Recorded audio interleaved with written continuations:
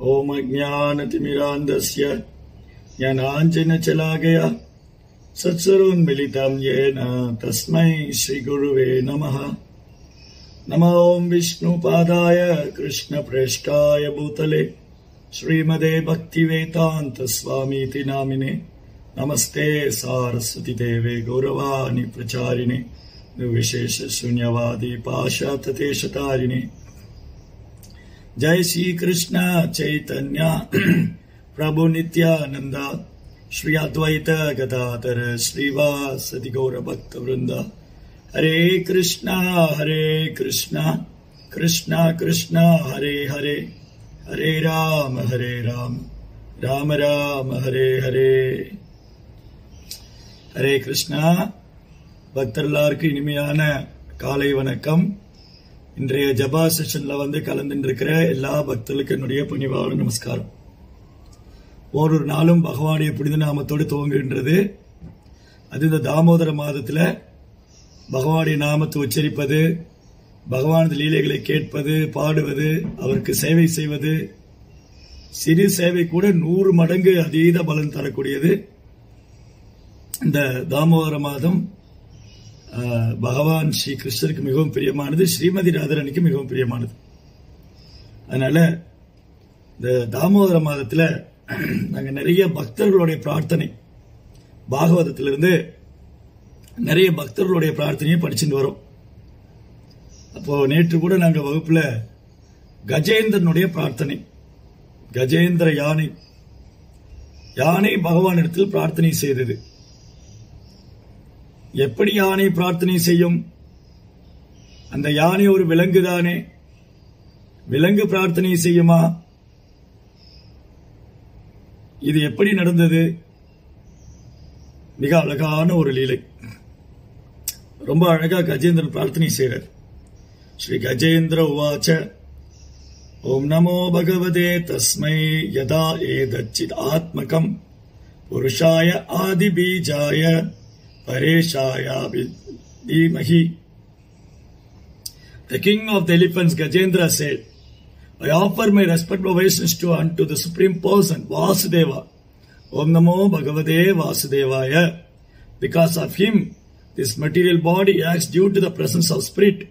He is therefore the root cause of everyone. He is worshipable for such exalted persons as Brahma and Shiva. And he has entered the heart of every living being. Let me meditate upon him. So, இங்க கஜேந்திரன் பகவான்கிட்ட ஓம் நமோ பகவதேன்னு சொல்லி பிரார்த்தனை செய்றார். இந்த ஓம் என்ற வார்த்தை, ஓம்காரம், அது பகவானே குறிக்கின்றது. பிரணவ சர்வ வேதேஷு, நான் வேதங்களில் பிரணவ மந்திரமா இருக்கின்றேன் பகவான் சொல்றார். எந்த ஒரு மந்திரமும் ஓம்காரம் இல்லாம தொடங்காது. ஓம் சிவாய நமக, ஓம் நாராயணாய நமக, ஓம் சக்தியே நமக, ஓம் முருகாய நமக, ஓம் கணபதியே நமக. எல்லா வேத மந்திரமும் இந்த ஓம்காரம் தான் பிரணவம். பிரணவ சர்வ வேதேஷு, எல்லா வேதங்களிலும் நான் பிரணவ மந்திரமா இருக்கிறேன் பகவான் சொல்றார். பிதாகமஸ்ய ஜெகதோ மாதா தாத்தா பிதாமக வேத்யம் பவித்ரம் ஓம்கார ரிக் சாமயஜுரேவச்ச. இந்த அகிலத்துடைய தாய், தந்தை, முன்னோன், காப்பவன் எல்லாமே நான் தான். வேத மந்திரங்கள் பிரணவ மந்திரமாகவும் நானே இருக்கின்றேன். அப்போ ஓம் என்ற வார்த்தையோட அர்த்தம் என்ன? அ அ ம உ, இந்த 3 எழுத்து, 3 அக்ஷரங்கள், அ ம உ, இந்த 3 எழுத்து சேர்ந்துதான் ஓம். அ அப்படிங்கிறது ஒரு சாதாரண வார்த்தை அல்ல. அது உயிரெழுத்தோ மெய்யெழுத்தோ அப்படியெல்லாம் கிடையாது. அ என்று சொன்னால் அது பாதுகாப்பவர் அல்லது கட்டுப்படுத்துபவர், அனுபவிப்பவர். ஆ என்று சொன்னா அவர் தான் எல்லாத்தையும் ரட்சிக்கிறார், பாதுகாக்கிறார். மா என்று சொன்னால் பாதுகாக்கப்படுபவர், ரட்சிக்கப்படுபவர், அனுபவிக்கப்படுபவர். உ என்று சொன்னால் இந்த இருவருக்கும் உள்ள அன்பு பரிமாற்றம், உறவு. அப்போ ஓம் என்ற பிரணவத்தோட அர்த்தம் பகவானே அனைத்து ஜீவன்களையும் பாதுகாக்கிறார், பராமரிக்கின்றார். ஜீவனுடைய உண்மையான சொரூபம் பகவானுக்கு சேவை செய்ய வேண்டியது. அதுதான் வேத மந்திரங்கள் மறைமுகமாக ஓம்காரம் என்று அழைக்கப்படுகிறது. இது மந்திரம். ஹரே கிருஷ்ணா வந்து மகா மந்திரம். ஹரே கிருஷ்ண கிருஷ்ண கிருஷ்ண ஹரே ஹரே, ஹரே ராம ராம ராம ஹரே ஹரே. இந்த மகா மந்திரம் டைரக்டா பகவான் அப்ரோச் பண்றோம். ஹரே கிருஷ்ணா மகா மந்திரம் உச்சரிக்கிறது மூலமா நேரடியாக பகவானை நாம் அணுகுகிறோம். பட் வேத மந்திரங்கள்ல ஓம்காரத்தை உச்சரிக்கும் போது மறைமுகமாக பகவானை அணுகுகின்றார். அப்ப பக்தி வந்து டைரக்ட் ப்ராசஸ். பக்தி என்பது நேரடியான அணுகுமுறை. மற்ற யோகங்கள் எல்லாமே படிப்படியா பக்திங்கிற தளத்துக்கு வர்றதுக்கு தான். சரி, இப்ப நம்ம கஜேந்திரன் கதைக்கு வருவோம். கஜேந்திரன் முற்பிறவியில வந்து அவர் இந்திரதும்னான் ஒரு மகாராஜா இருந்தார். ஆகச் சிறந்த ஒரு ராஜ ரிஷி, பகவானது பக்தர். தன் ராஜ்யத்தை எல்லாம் துறந்து பகவானே பரம்பொருள், அவரே பரமசத்தியம், அவரே பரபிரம்மம், அவரே பரமாத்மா, அவரே சர்வ காரணங்களும் காரணம் என்று அவரது தாமரை திருவடிகளை சண்டைவதற்காக அனைத்தையும் தொடர்ந்து காட்டுக்கு சென்று விட்டார். அங்க வந்து காட்டுல ஒரு ஆசிரமம் வைத்துக் கொண்டு அங்க அவர் வந்து பகவானது தாமரை திருப்பாதங்களை தியானம் செய்து கொண்டிருக்கிறார். அப்ப அந்த வழியா வந்த அகஸ்திய முனிவர் இந்திரதுமனன் தன்னை வரவேற்கவில்லை. நான் விருந்தினராக இந்த அவருடைய ஆசிரமத்துக்கு வந்திருக்க, அவர் என்னை கண்டுகொள்ளாமல் தவம் செய்வது போல் நடிக்கின்றார். நேற்று வரை மன்னராக இருந்தவர் இன்றைக்கு தவம் செய்வது போல் நடிக்கிறார் என்று கூறி அந்த மாதிரி நினைத்துக் கொண்டு அகஸ்தியர் வந்து சபித்து விட்டார் இந்திரதுமன். இந்திரதுமனா, நீ ஒரு ஜடம் போல உட்கார்ந்திருக்க, என்னை வரவேற்கவில்லை, நீ ஒரு விலங்காக போ, மதம் பிடிச்ச யானையாக போவான்னு சபித்து விட்டார். இப்போ இந்திரதுமன் அவரிடத்தில் எந்த பிழையும் கிடையாது. அவர் வந்து தன் ராஜ்யத்தை எல்லாம் துறந்து பகவானது திருவடிகளே சரணம் என்று அடைக்கலம் கொண்டு விட்டார். தன்னை மறந்து பகவானது லீலைகளை ஸ்மரணம் செய்து கொண்டிருந்தார். அதனால உடல் சார்ந்த விஷயங்கள் அவருக்கு எதுவுமே புலப்படவில்லை. ஆனாலும் அகஸ்தியர் சபித்து விட்டாலும் கூட அவர் எதிர்வினையாற்றவில்லை. நாமளா இருந்தா நம்ம கிட்ட யாராவது கோவப்பட்டா நம்ம கோவப்படுவோம், நம்ம கிட்ட யாராவது சண்டைக்கு வந்தா நம்ம சண்டைக்கு போவோம். பைபிள்ல கூட இயேசு கிறிஸ்து சொல்றார், ஒரு கன்னத்தில் இருந்தால் மறு கன்னத்தை காட்டுன்னு. நீ எந்த கிறிஸ்துவர் அப்படி செய்வாங்க? ஒரு கன்னத்தில் இருந்தால் மறு கன்னத்தை காட்டுவாங்களா? ஒரு கன்னத்தில் இருந்தா திரும்பி 2 கன்னத்தில் அற விட்டுருவாங்க. அதனால நம்மை போன்ற ஜீவாத்மாக்களுக்கு மான அவமானம், புகழ்ச்சி இகழ்ச்சி, இந்த மாதிரி எல்லாம் வித்தியாச இரட்டிப்பு தன்மைகள் உண்டு. ஆனால் இந்திரன துன்பனை போன்ற தன்னை உணர்ந்த ஆத்மாக்களுக்கு இது போன்ற துன்பங்களால் அவர் பாதிக்கப்படுவதில்லை. அவர் இது பகவானுடைய ஏற்பாடாக ஏற்றுக்கொண்டார். இல்லாட்டி இந்த வழியா சென்ற அகஸ்தியர் ஏன் என்னை சபிக்க வேண்டும்? அப்ப ஏதோ ஒரு காரணம் உண்டு. அது பகவானுடைய ஏற்பாடாக இருக்கலாம், அல்லது பகவானுடைய அனுமதியா இருக்கலாம், பகவானுடைய விருப்பமா இருக்கலாம். இது எதுவுமே அவருடைய அனுமதி இல்லாமல் நடக்காது. இல்ல என்னுடைய முன்ஜென்ம கர்ம வினையா கூட இருக்கலாம். எதுவா இருந்தாலும் அப்படியே ஏற்றுக்கொள்கிறேன் என்று அவர் அகஸ்தியருடைய தாமரை பாதங்கள் விழுந்து நமஸ்கரித்து அந்த சாபத்தையும் வரமாக ஏற்றுக்கொள்கிறார். இதுதான் ஒரு தூய பக்தரின் அடையாளம். அகஸ்தியரே வியந்து போனார். நான் இவரை சபித்து விட்டேன், இவர் எனக்கு நமஸ்காரம் செய்து என்னை வழிபடுகின்றார், பிரார்த்தனை செய்கின்றாரே, அடடா, நான் பெரும் தவறு செய்து விட்டேன். ஒரு தூய பக்தனை வெளித்தோற்றத்தில் அடையாளம் கண்டு நான் அவருக்கு குற்றம் செய்து விட்டேன். அப்ப பிரார்த்தனை செய்கிறார் அகஸ்தியர், ஓ இந்திரதும்னா, என்னுடைய சாபத்தை நான் திரும்ப பெற முடியாது, ஆனால் நான் உறுதியளிக்கின்றேன், நீ யானையாக சென்றாலும் அந்த பரமபுருஷரே வந்து உன்னை விடுவிப்பார். பகவானே வந்து உன்னை வைகுண்டத்துக்கு அழைச்சிட்டு போவார். நீ யானையோட உடல்ல போனாலும் அந்த பகவானே உன்னை வந்து வைகுண்டத்துக்கு அழைத்து செல்வார் என்று வரமளித்தார். அப்போ கஜேந்திரன் ஒரு முறை அந்த ஒரு அழகான பொற்றாமரை குளம், பொற்றாமரை குளத்தில் தன்னுடைய நண்பர்களோடு, உறவினர்களோடு, மனைவிகளோடு காட்டுக்கே ராஜாவாக வாழ்ந்து கொண்டிருந்த கஜேந்திரன் அந்த பொற்றாமரை குளத்தில் விளையாடி கொண்டிருக்கும் பொழுது ஒரு முதலையானது கஜேந்திரனின் காலை பற்றிவிட்டது. பெரும் வேதனை, பெரும் போராட்டம். இது வாழ்வா சாவா என்ற போராட்டம். இந்த கஜேந்திரனுக்கு முதலைக்கு நடந்த யுத்தமானது பல ஆயிரம் தெய்வ வருடங்கள் நடந்தது. இது வாழ்வா சாவா என்ற போராட்டம். யானை பலம் இழந்தது, ஏன்னா அது தண்ணியில போய் மாட்டிக்கிச்சு. முதலையோ அதனுடைய ஏரியால இருக்கு, அதுக்கு பலம் அதிகமாக இருக்கின்றது. விளையாட்டு வீரர் கூட பாருங்களேன், சொந்த நாட்டில் விளையாண்டா ரொம்ப சுலமா ஜெயிச்சிருவாங்க, வெளிநாட்டில் போய் விளையாடும் போது தோத்துருவாங்க. ஏன்னா வெளிநாட்டில் போய் விளையாடும் போது அவங்க பூமியில அவங்களுக்கு சப்போர்ட் அதிகமா இருக்கு. இப்போ உதாரணத்துக்கு இந்தியா கிரிக்கெட் பிளேயர் வந்து அமெரிக்கா இதுல ஆஸ்திரேலியால போய் விளையாடுறாங்க, ஆஸ்திரேலியால சிட்னில போய் விளையாடுறாங்க. அப்ப யாருக்கு அதிக சப்போர்ட் இருக்கும்? ஆஸ்திரேலியா வீரர்களுக்கே அதிக சப்போர்ட் இருக்கும். அதனால என்ன ஆகும், அவங்க சுலபமா ஜெயிக்கிறதுக்கு வாய்ப்பு அதிகமா இருக்கு. அந்த ஜோன், அது அவங்க ஜோன், அது அவங்க மக்கள், அவங்க ஊரு, அவங்க ஜோன், அவங்க விளையாண்ட விளையாட்டு மைதானம், அது அவங்களுடைய விளையாட்டு மைதானம். ரொம்ப சுலபமா அவங்க ஜெயிச்சிருவாங்க. ஆனா இந்தியர்களுக்கு சப்போர்ட் ரொம்ப குறைவா இருக்கும், இவங்க ரொம்ப திறமையா விளையாண்டா ஜெயிக்கலாம். அந்த மாதிரி யானையானது முதலையோடைய ஏரியால போய் மாட்டிக்கிச்சு. முதலையோ வலுவிழக்கவில்லை, அது உற்சாகமா இருக்கிறது. யானை வலுவிழந்து கொண்டே இருக்கிறது. ஒரு கட்டத்தில் யானை தன் முழு வலுவையும் இழந்து விட்டது, முழு பலத்தையும் இழந்து விட்டது. இப்படி போராட்டத்தில் அந்த யானை கஜேந்திரன் தன் சொந்த முயற்சினால தன்னை காப்பாத்திக்கலாம் முயற்சி பண்ணாரு, முடியல. சரி, சுத்தி இருந்த உறவினர்கள் பெண் யானைகளா உதவி செய்யும் பார்த்தா அவங்களாலையும் முடியல. கடைசியில் ஒட்டுமொத்த வலுவிழந்து இந்த யானையானது அந்த உடலை விடக்கூடும் தருணத்தில் ஒரு அழகான பொற்றாமரை எடுத்து வானத்தில் உயர்த்தி, ஓ ஆதி மூலமே என்று பகவானை அழைத்தது. அதுவரை பகவான் காத்துக் கொண்டிருக்கிறார், இந்த கஜேந்திரன் எப்ப என்ன கூப்பிடுவாரு அப்படின்னு. கஜேந்திரன் அழைத்தவுடன் பகவான் கருடரை அழைத்து அதிவேகமாக அந்த இடத்தில் விரைந்து வருகிறார்.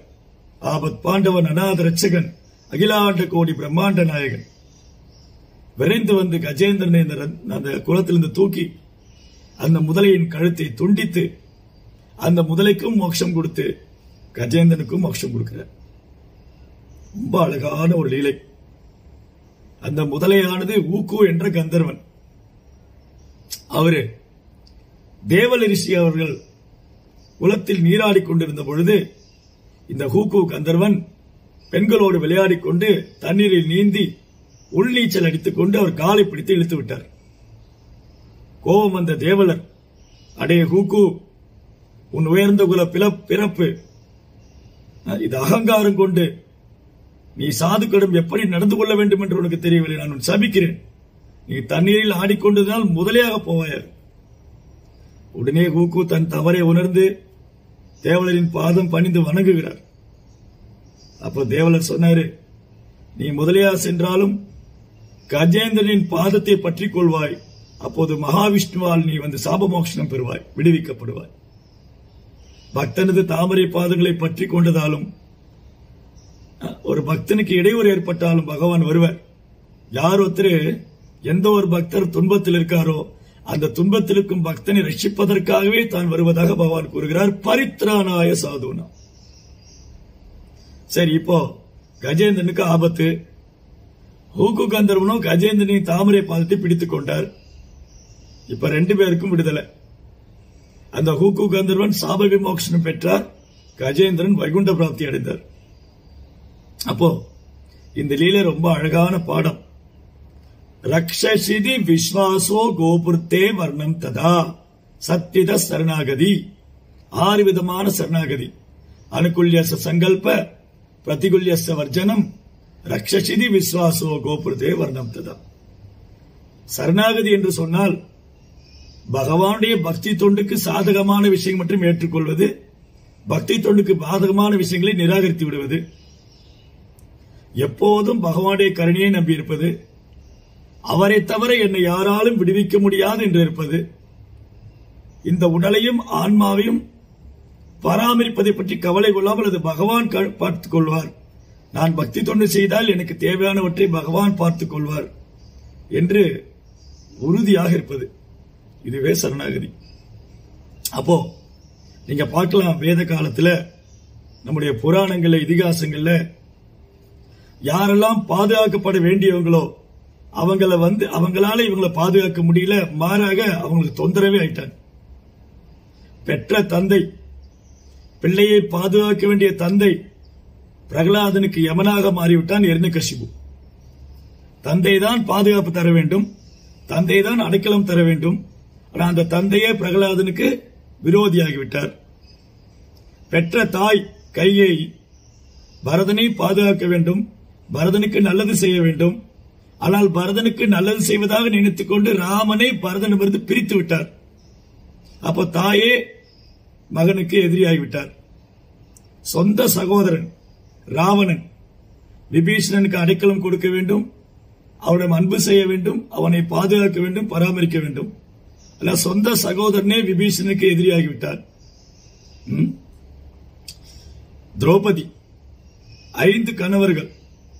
அந்த சபையில ஒரு கணவருக்கு 5 கணவர் இருந்தும் திரௌபதியை காப்பாற்ற முடியல. சோ இப்படி சில நேரம் நம்ம நினைச்சுக்கலாம், என்னுடைய தந்தை என்ன பாதுகாப்பாரு, என் தாய் எனக்கு பாதுகாப்பு தருவாங்க, என் கணவர் தான் என்ன பராமரிக்கிறாரு, என் பிள்ளைகள் தான் எனக்கு பாதுகாப்பு. நோ, இங்க பார்த்தோமே இவங்கெல்லாம் யாருமே இவங்களுக்கு உதவி செய்ய முடியல. பிரகலாத ஒரு ஆபத்தான காலத்தில் இருந்த பகவான் நரசிம்மர் தான் அவருக்கு உதவி செய்தார். பரதன் ராமன் திருவடிகளே அடைக்கலம் என்று வாழ்ந்தார். விபீஷணன் பிரபு ஸ்ரீராமருடைய தாமரை திருப்பாதங்களை சரணடைந்தார். திரௌபதி ஹே கிருஷ்ணா கோவிந்தா என்று 2 கரங்களையும் உயர்த்திவிட்டார். அப்போ உண்மையான ரட்சகர் எல்லோரையும் எல்லா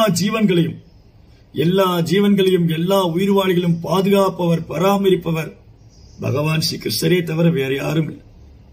இங்க கஜேந்திரனுக்கு யாரும் உதவி செய்ய முடியல. தன் சொந்த முயற்சியும் வீணாகிவிட்டது, முடியவில்லை. நண்பர்கள், உறவினர்கள், பெண் யானைகள் எல்லாம் விட்டுட்டு போயிட்டாங்க, அவங்களாலும் காப்பாற்ற முடியல. இறுதியாக பகவானே கஜேந்திரனை காத்தார்.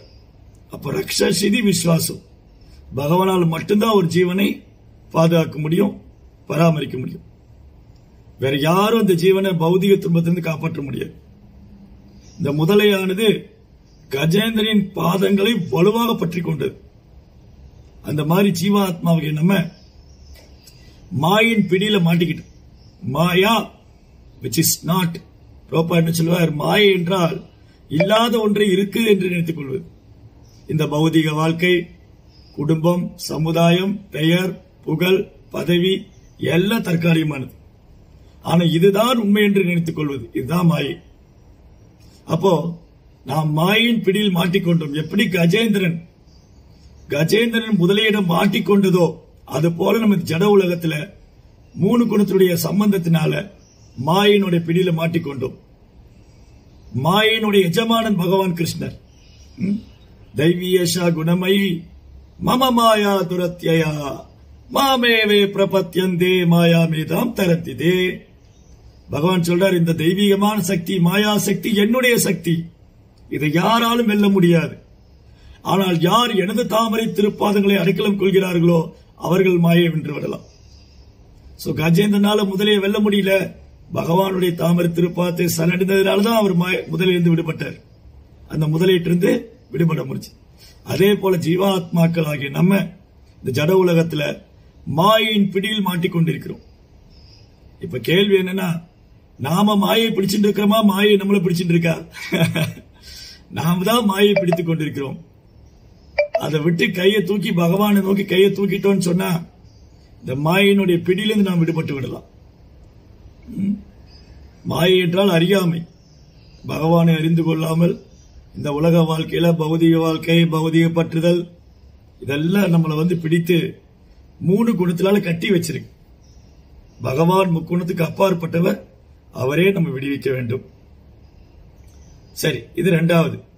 முதல்ல பகவான் மட்டும்தான் நம்மளை பாதுகாக்கிறார், பராமரிக்கிறார், அவரால் மட்டும்தான். 2வது, அவர் ஒருத்தர் தான் நம்மளை அறியாமையிலிருந்து விடுவிக்க முடியும், மாயிலிருந்து விடுவிக்க முடியும். 3வது, லட்சுமி தேவி கேட்கிறாங்க பெருமாள் கிட்ட, வைகுந்தத்துல நாராயண லட்சுமி தேவி கேட்கிறாங்க, பிரபு ஏன் நீங்க கஜேந்திரனை உடனே காப்பாத்த போகல? அவன் போராடி கொண்டிருக்கிறான், அவன் நம் பக்தன், அவன் போராடி கொண்டிருக்கிறான் முதலிடம் பல ஆயிரம் தெய்வ வருஷங்கள். நீங்க உடனே சென்று அவனை காப்பாற்ற வேண்டாமா அப்படின்னு அம்மா ரெக்கமெண்ட் பண்றாங்க அப்பா கிட்ட.